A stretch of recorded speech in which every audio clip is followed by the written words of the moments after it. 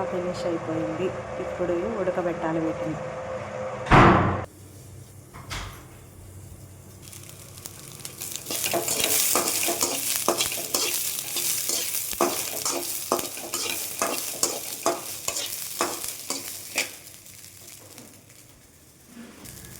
మీ దగ్గర నెయ్యి ఉంటే నెయ్యి వేసుకొని ఫ్రై చేసుకొని కొంచెం లైట్గా తర్వాత ఉప్పు కారం వేసుకుంటే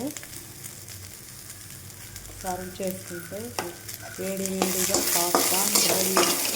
మొత్తం బయట హోటల్లో చేసేలాగా ఉంటుంది.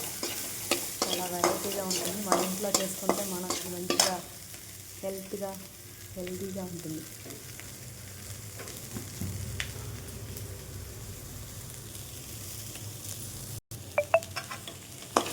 పిల్లలు చాలా టేస్టీగా మంచిగా తింటారు, ఇష్టంగా తింటారు.